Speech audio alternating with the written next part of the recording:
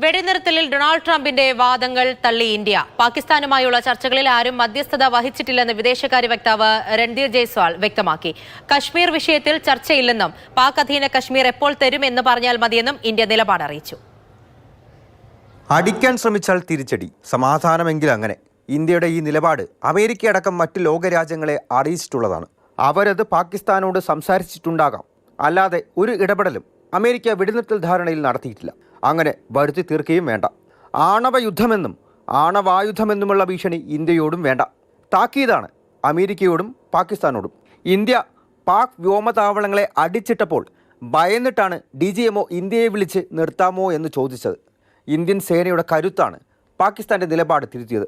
കശ്മീർ വിഷയത്തിൽ ഒരു ചർച്ചയും ഉണ്ടാകില്ല. പാക് അധീന കശ്മീർ എപ്പോൾ തരുമെന്ന് മാത്രം പാകിസ്ഥാൻ പറഞ്ഞാൽ മതിയെന്ന് വിദേശകാര്യ വക്താവ് വ്യക്തമാക്കി. Any issues pertaining to the Union territory of Jammu and Kashmir have to be addressed by India and Pakistan bilaterally. That stated policy has not changed.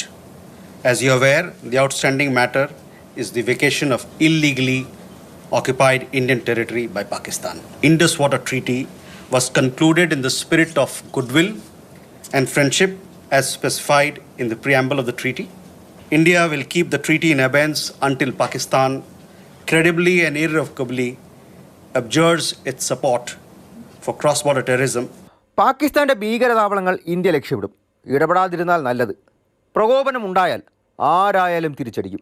ഇന്ത്യയുടെ ന്യൂ നോർമൽ എന്താണ് എന്ന് ഭീകരവാദത്തെ പാലൂട്ടി വളർത്തുന്ന പാകിസ്ഥാൻ മനസ്സിലാക്കണം. ലഷ്കർ-ഇ-തോയ്ബയുടെ നിഴൽ സംഘടനയായ ദി റെസിസ്റ്റൻസ് ഫ്രണ്ടിനെതിരെ ഇന്ത്യയുടെ പക്കൽ തെളിവുകളുണ്ട്. ഇത് UN സുരക്ഷാ കൗൺസിലിന് നൽകും. TRFനെ ഭീകര സംഘടനയെ പ്രഖ്യാപിക്കാൻ ആവശ്യപ്പെടും. We have seen the statement made by the Pakistani side that a nation which has nurtured terrorism on an industrial scale should think that it can escape the consequences is fooling itself. Operation സിന്ദൂറിന്റെ വിശദാംശങ്ങൾ ഇന്ത്യ മറ്റ് രാജ്യങ്ങളിലെ പ്രതിരോധ അറ്റാഷേമാരെ ധരിപ്പിച്ചു. 70 രാഷ്ട്രങ്ങളുടെ എംബസികളിലെ പ്രതിരോധ ഉദ്യോഗസ്ഥർ യോഗത്തിൽ പങ്കെടുത്തിരുന്നു. Defence intelligence agency DG lieutenant general DS റാണയാണ് സൈനിക നടപടികൾ വിശദീകരിച്ചത്. മാതൃഭൂമി ന്യൂസ്, ഡൽഹി.